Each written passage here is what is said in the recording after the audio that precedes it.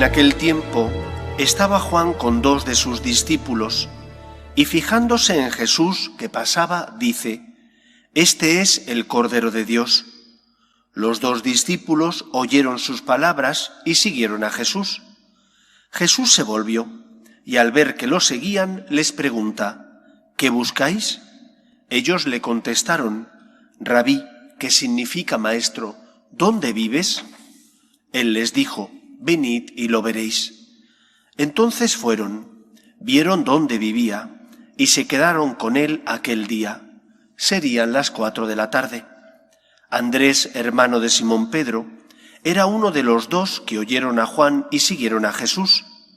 Encuentra primero a su hermano Simón y le dice: «Hemos encontrado al Mesías», que significa Cristo, y lo llevó a Jesús. Jesús se le quedó mirando y le dijo: «Tú eres Simón, el hijo de Juan, tú te llamarás Cefas», que se traduce Pedro. Palabra del Señor.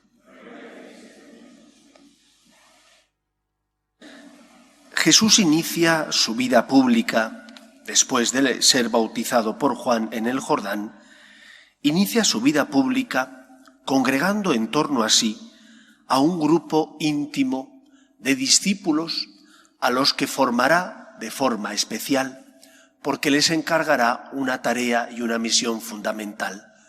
Si 12 eran las tribus de Israel, 12 tenían que ser las columnas de la Iglesia, que es el nuevo pueblo de Dios. Estos 12 íntimos son los apóstoles.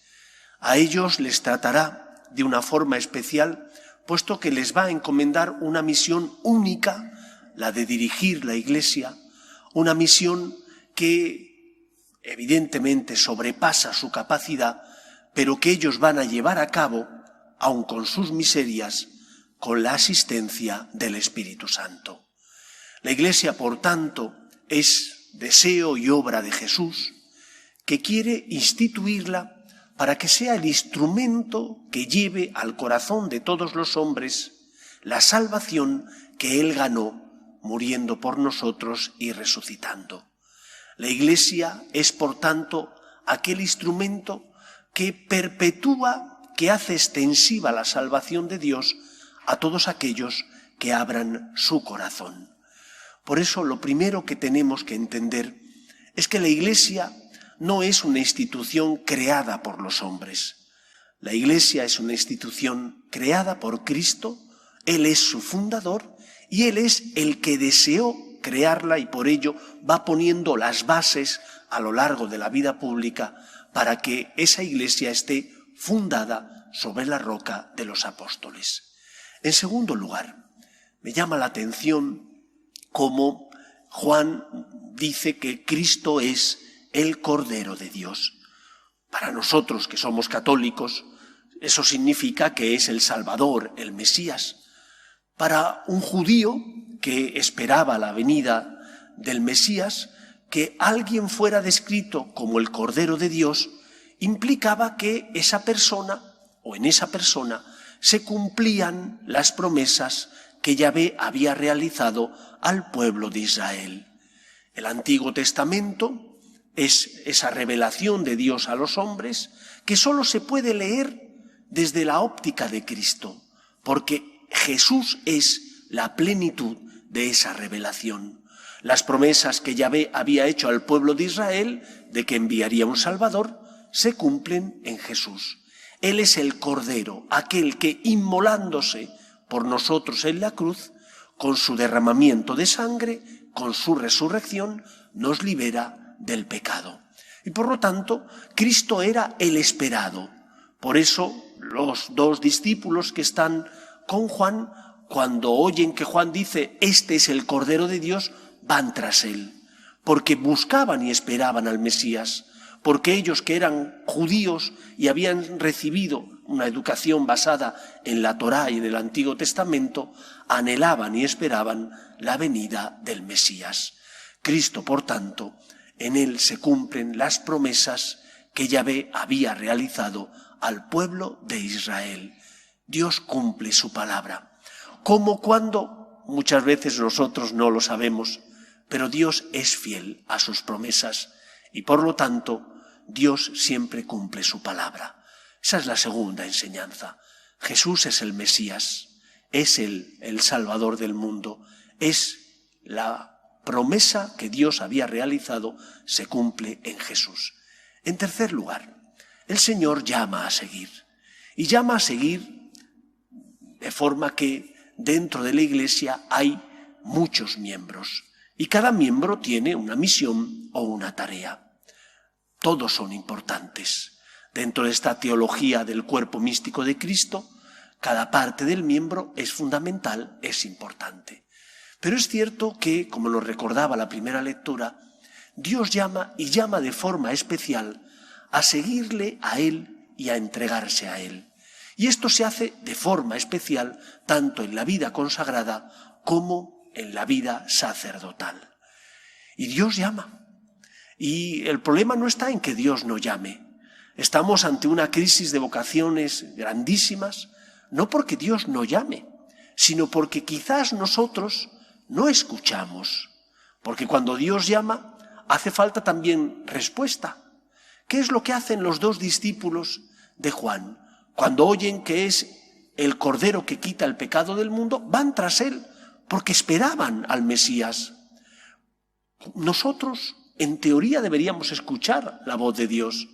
Nosotros, en teoría, cuando el Señor nos llama, deberíamos hacerle caso.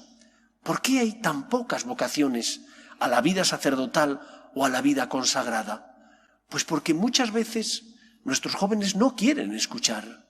Ellos tienen su plan de vida y aunque el Señor llama, están cerrados a lo que el Señor les pide.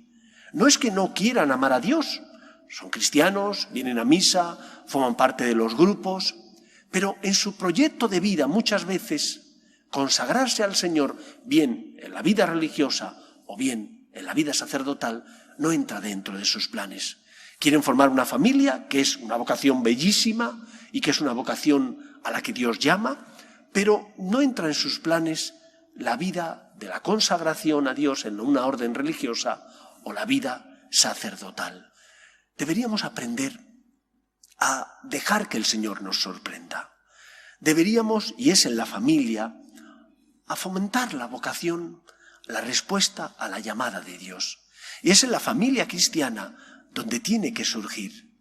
Si cuando un chico joven que empieza a sentir algo le dice a sus padres, pues a lo mejor me estoy planteando ser sacerdote, sus padres le dicen, qué locura, con lo buen arquitecto que tú serías, con lo buen médico que tú serías, pues entonces le quitan a ese muchacho la posibilidad de ser sacerdote. Le están cercenando el que responda a lo que el Señor llama. Ser sacerdote, y os lo dice uno que lo es, o ser religioso, y os lo dice uno que también lo es un regalo de Dios. Y nunca es para mal de la familia, al contrario, siempre es para bien de la familia. Evidentemente, a veces hay que pagar un precio. Yo recuerdo cuando yo me fui con 11 años, pues ahora que soy consciente de la locura que hice, pues caigo en la cuenta quizás de los desvelos de mis padres. ¿Cómo no vivieron ese momento con dificultad? Tenía 11 años, me fui a un seminario menor, abandonaba la casa. Ellos confiaban en los superiores que en el seminario me iban a criar, a cuidar y a formar. Pero aún así cuesta dejar que un hijo se marche, bien a una orden religiosa o bien a un seminario. Pero es en la familia cristiana donde tenemos que promover las vocaciones como respuesta a la llamada de Dios.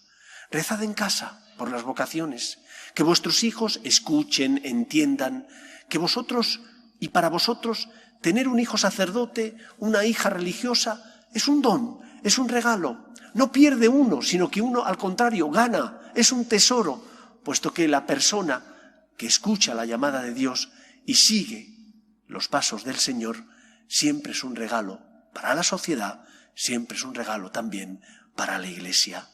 Recemos por las vocaciones, porque Dios sigue llamando, pero hace falta que haya generosidad en la respuesta. Y os aseguro que Dios paga, que paga con creces, que de igual manera que los casados sois felices Y cuando formáis vuestra familia os sentís dichosos con las dificultades propias de la convivencia, que esas las hay en toda familia. De esa misma manera, cuando uno llama a la vida sacerdotal o a la vida consagrada, la persona que responde se siente colmada con creces. No hay mejor pagador que Dios, os lo puedo asegurar. Y la felicidad que uno experimenta cuando hace caso a la voluntad de Dios, no la puede experimentar en otro lugar más que siendo fiel a lo que el Señor le pide. Recemos, por tanto, y pidamos para que aquellos que sienten la llamada del Señor a la vida sacerdotal o a la vida consagrada sean generosos, porque el Señor necesita obreros que mande a la mies para que trabajen de una forma especial por la mies, por los hijos de Dios, entregando su corazón totalmente para las cosas del Señor. Pidamos y rezamos, por tanto, para que el Señor llame y los jóvenes que sienten la llamada respondan. Que el Señor nos ayude. Nos ponemos en pie.